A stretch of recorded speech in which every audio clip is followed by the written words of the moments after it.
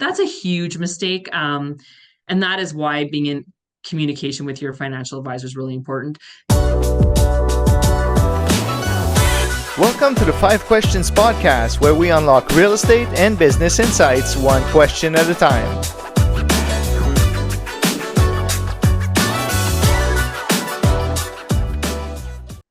Welcome to the 5 Questions Podcast. I am your host, Mario Lamar. On today's show, our guest has been a financial advisor for over 24 years, has been featured as a trusted advisor in the Toronto Star, Investment Executive, and Global TV. She is the author of Strut, How to Kick Financial Asset in Sexy Shoes. Welcome to the podcast, Lisa Elle. Lisa, Thank you. Thank so you, good, Mario. so good to have you with us today. It's we're gonna have lots of fun. The concept of the podcast, I ask you 5 questions about real estate investing or business, and we get straight to the point. You ready? I'm ready. All right. Lisa, you describe yourself as someone who makes money fun.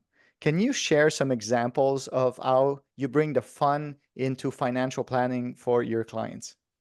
Well, who doesn't love to talk about money? Money is a fun topic.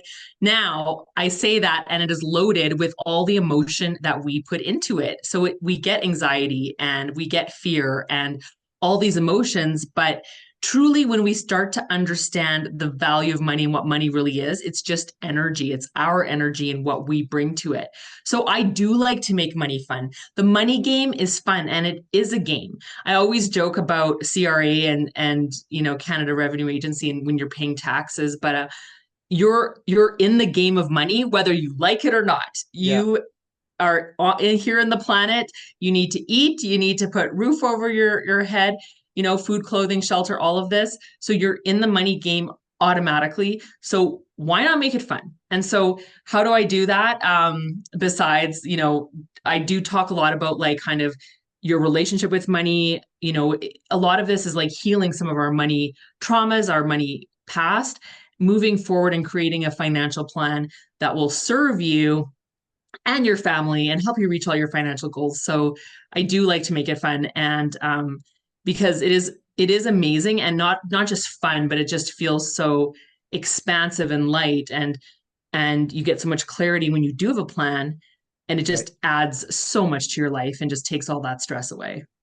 So basically, you put out strategies to your clients, but you make it under. It's not like an accountant kind of way. It's more of an explanation, and then you can make it, fun because they understand the outcome of it, whatever Exactly. you're And planning.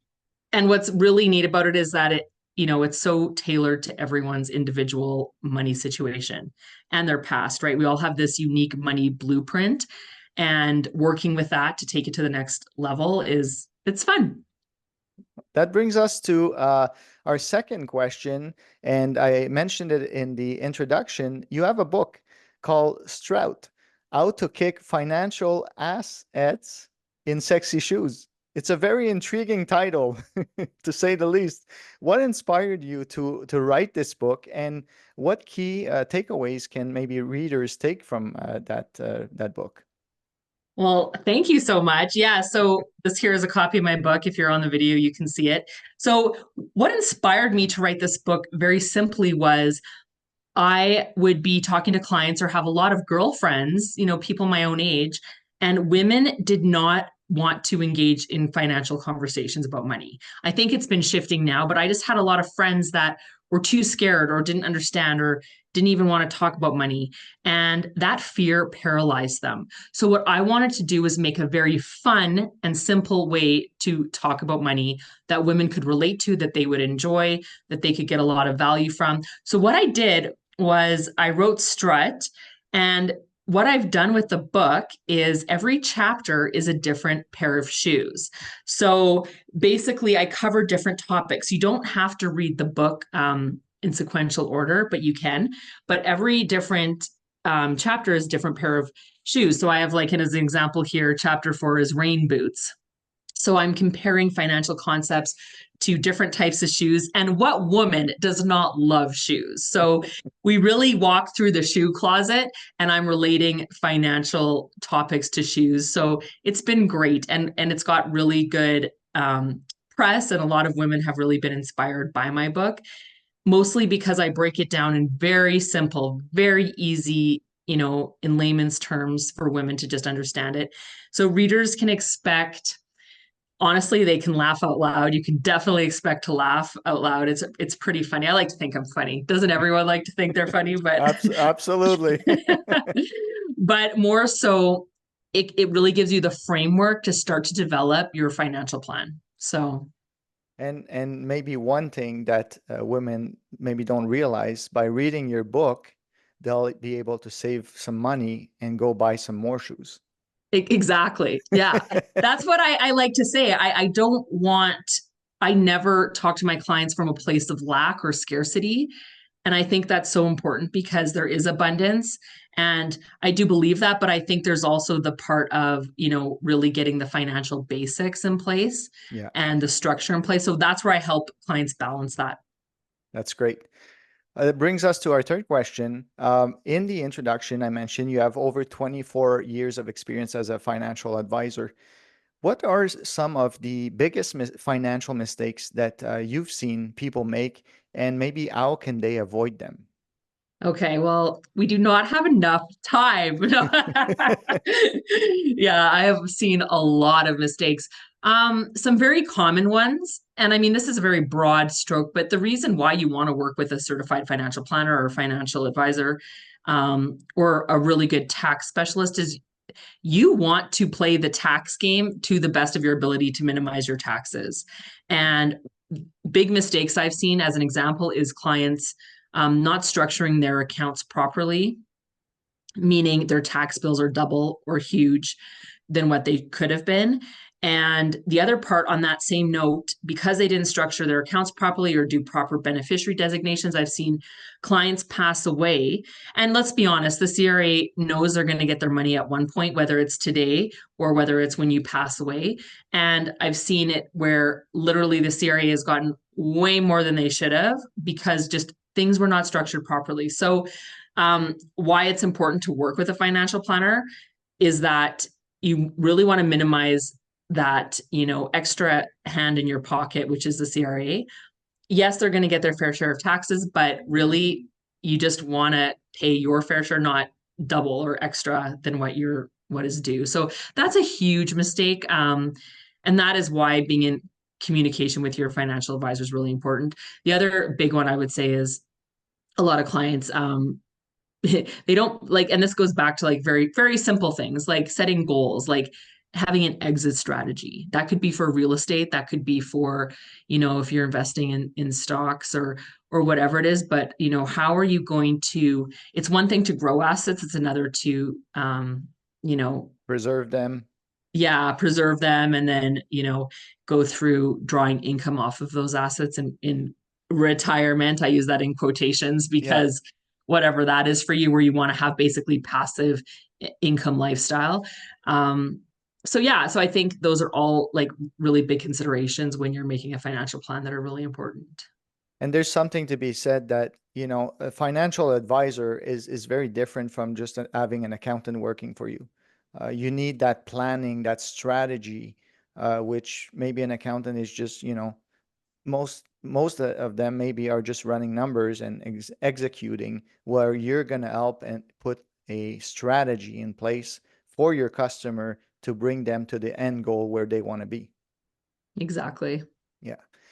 Our fourth question, your marketing focuses a lot on women, but you also say that it works for men, couples, kids, and even pets. How do you tailor the financial advice to meet all the diverse needs from your diverse clients? Yeah. And it's so funny you have pets in there. It's actually funny. I just have to say this quick story, but I do have clients who come in and they actually do want to leave their pets money to care for them. So it is listed in their will. So yeah, I mean, everyone's important. I mean, let's face it, even our pets cost money. And Yeah. so they're part of the financial plan, no matter how you cut it, right? So how do I tailor my financial advice? It really is so specific to, like I was saying kind of before, how you were raised with money. What are your mindsets around money? What is your personal financial situation? What are those goals that you have, those dreams that you have? Because those dreams and those goals that you have for the future are completely possible to reach, with just the right direction, right? And this is where, asking good questions and building a relationship, that is the number one thing. And I always joke about this with people, but this is what's happening in our industry. And this is society. Like this is from, probably hundreds of years. But what's happened is we have a fast food society Yeah. where advice is fast food, an instant gratification society with our cell phones and everything, which is fine. But relationships is where having a core relationship with a financial planner, as an example, is where you're going to drive a lot of value and benefit. No different than, say, a marriage, right? Like there's a lot of value to relationships. And having someone who knows your full entire picture, that can, be there to advise you at different stages of your life, that long-term relationship is invaluable to your finances. The problem with society today is, like, I always joke with people saying, like, oh, on April 30th, you run to the, H&R corner tax company, or you run on, March 1st to your corner bank and do your RSP deposit. I mean, now you can do it online, but, back in the day. And what happens is there's no consistency, no coherence. There's not a comprehensive plan, overarching plan. And that's just because the system was set up that way. So Yeah. what's happening, what's emerging, and there's not a lot of us, there's truly, truly, truly not a lot of holistic financial planners that have even the skill set and ability to actually look at your tax, who are advanced tax planners, as well as look at your investments, as well as look at your risk management and insurance plans, and as well look at your estate plan and all those kind of things. So what's really unique is if you can find a financial planner, or specifically even a CFP, someone who can actually look at all areas of your finances and really help guide you, because they all do work together and they all do work to help you reach your goals. It's important to acknowledge that if you can work with someone that can, put all of those, tie all of those circles together and make one big circle, the whole picture, it changes the whole dynamic than just treating each problems or each aspects in one at a time. You're probably not going to have the same results. But if you deal with someone like you, like a financial advisor that sees the whole picture, maybe can have a totally different outcome. And another thing I want to add, something you said, is people should not diminish their goals or dreams, no matter how big they are, because it's true, with the right mindset and the right strategy in place, everything is possible. Yeah, I love that. Yeah. Well, it brings us to our final question already. It's a quick podcast, but for those who are just starting their financial journey or and feel overwhelmed, what is the first step they should take to get ahead financially? Okay, well, I can answer this in a couple ways. The Yeah. easy answer is, of course, hire a financial planner. But I can talk about, I kind of have a wealth trifecta, okay, that I talk about in presentations. And one of the pieces of the wealth trifecta is, knowledge. So education. So educating yourself, read things like my book, go to courses, just learn what you can, YouTube, Google, whatever, but learn. That's going to give you a little bit more confidence when you're discussing and talking about your money. So knowledge is the first one. The second part of the wealth trifecta is accountability. And that's where it's nice to work with, a financial planner, someone who can kind of hold you accountable to your plan, to what it is you set out, like what you're setting out to do. And I think that accountability is a huge piece. And then the third part is kind of the financial plan, which is getting clear on your goals.